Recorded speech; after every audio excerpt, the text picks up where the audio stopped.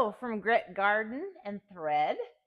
I'm Jody, and I want to do a quick canning recipe for today. I drink quite a bit of cranberry juice, but I hate the stuff from the grocery store because it has so many additives. So a couple years ago, I figured out how to make cranberry juice myself. And I have come up with a recipe that is tried and true. I bet I've tried 3 or 4 different recipes to kind of figure out what that mix is for myself, especially the sugar issues. So when I do mine, I am down to 2 cans, by the way, so that's why we're doing this today. You will notice that it's very, very syrupy. And so you do not need sugar to make this syrupy. Not needed. The cranberries have enough of their sugar by themselves that you do not need to have that much sugar. And so I just kind of want to go over the basics of what we have today. We are actually going to be using frozen cranberries. The reason for the frozen cranberries is it's out of season. We're in April right now, so I'm not really going to find any fresh cranberries like around Christmas time. I did make cranberry juice at Christmas time in 2025, but I've drank it all. Down to 2. So I am going to use frozen cranberries today. So just keep that in mind when Christmas comes around if you want to use fresh cranberries, if that's something that you may need to get done during the holiday season. So I have everything I need. I actually have my water bath canner ready to go. I already have water started in it, but understand you will need to add more to have those cans covered up. And we'll go over that as we get further into the canning process. I have actually sterilized my jars already.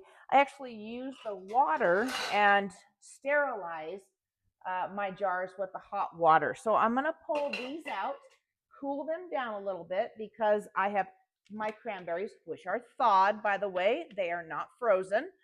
And then I'll get everything going all at once, and then we'll get them into the water bath and ready to go.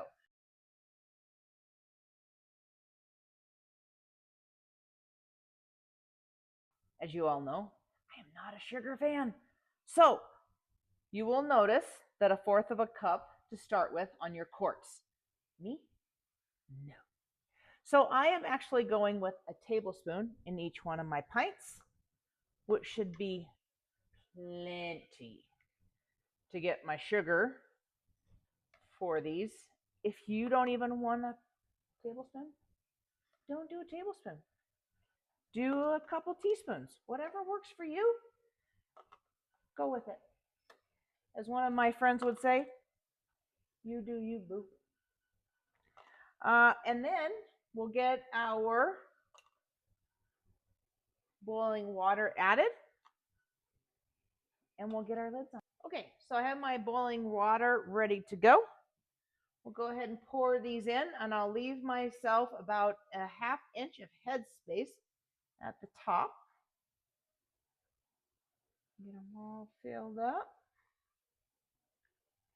And due to only having so much room, you need so much boiling water to make this happen. So I did have my boiling water going in 2 different spots.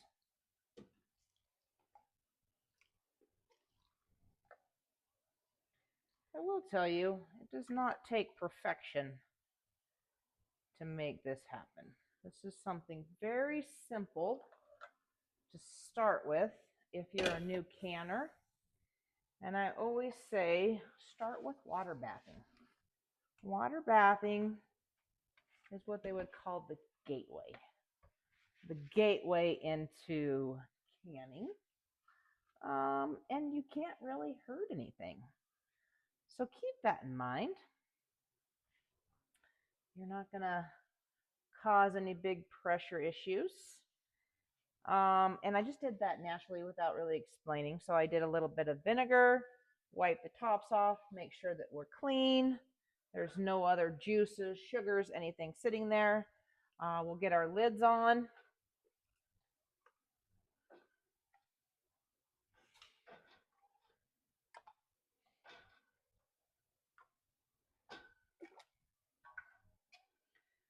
The other thing that I have not completed so far is I have not put vinegar in my water in my canner yet, in my water bath canner.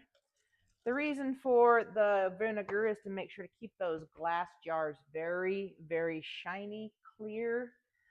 If you don't, especially us, we're out in the country, we're on a well, and so it can be very, very, all the minerals in our water can really clog up the jars, and they just don't look very nice. So I always use the vinegar in my water, and I probably use more than most just because we have so many minerals going on. So going ahead and putting the lids on, putting the bands on, and they're just finger tight. Okay.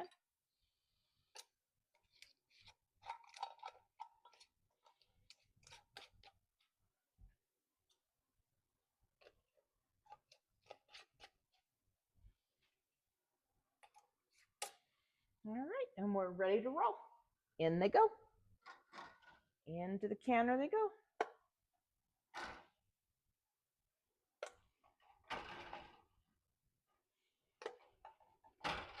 So I actually made sure on your recipe that you're able to see whatever elevation you're at.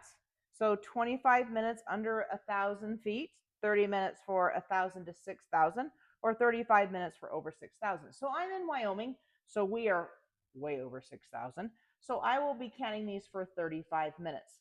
I did some research to make sure to kind of see, because between quarts and pints, and they actually say on water bathing to can exactly the same no matter if you're doing quarts or pints. So if I'm doing pints, I'm going to stay with 35 minutes. If you're doing quarts, you're still going to stay with 35 minutes if you are over 6,000 feet. So just to kind of clarify that a little bit on the recipe. I actually have everything in here. We do have water over the top of all the cans, so we will be good to go. So once they begin to boil, I will start the 35 minutes, and I'll meet you back. It is now time to get them out of the canner. So I will go ahead and kill the heat, and out they come. So as soon as you can see, that syrupy is going to take a while to get going. So these are going to set for about 4 to 6 weeks before to kind of let that infusion of the taste, that sugar work, and make the goodness happen. So we're going to set them down here. You need to leave these alone for 24 hours. No moving them, no popping them around. Just let them sit.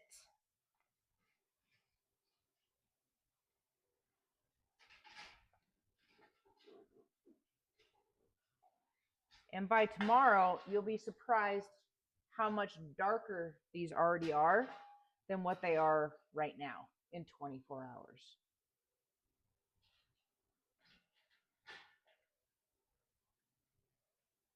All right. So we've conquered, and we'll come back in 24 hours and get them ready for storage. Good afternoon. Just wanted to kind of come back and let you guys know that the cranberry juice is ready to set for 4 to 6 weeks.